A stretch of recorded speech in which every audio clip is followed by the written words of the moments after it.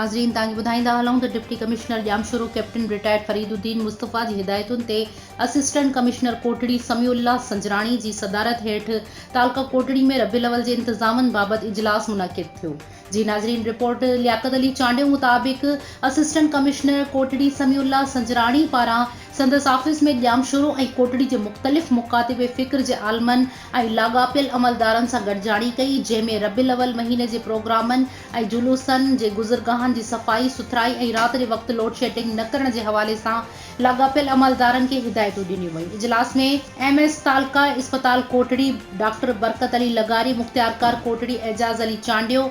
Town officer Jamshoro Kamran Kalhoro, municipal officer Bolhari Abid Khoso, Jamshoro मरकज़ी जुलूस जे ऑर्गेनाइज़र अल्लामा आतिफ अब्दुल रहमान जामी, अल्लामा अल्लाह बचायो कर्मी आतिफ बरकाती ऐं कोटड़ी ईद मिलादुन नबी कमेटी जे चेयरमैन यूनिस शेख, हुसैन बख्श खासकेली, नाथखां आसिफ भुट्टो समेत असिस्टेंट कमिश्नर ऑफिस जे लाॻापियल अमलदार मौजूद हुआ। इन मौक़े ते कोटड़ी ऐं ॼामशोरे जे मुख़्तलिफ़ आलमनि ॿुधायो त जुलूसनि जी सिक्योरिटी, सफ़ाई ऐं सुथराई ऐं रबीउल अव्वल महीने में राति जे वक़्तु लोड शेडिंग न करण बाबति असिस्टेंट कमिश्नर के आगाह कयो वियो, जंहिं ते असिस्टेंट कमिश्नर कोटड़ी समीउल्लाह संजराणी ईसको अमलदार खे हिदायत कई त राति जे वक़्तु लोड शेडिंग न कई वञे ऐं मौज़िज़िन खे ज़िला इंतज़ामिया ॼामशोरो पारां हर मुमकिन सहकार जो यकीन ॾियारियो वियो।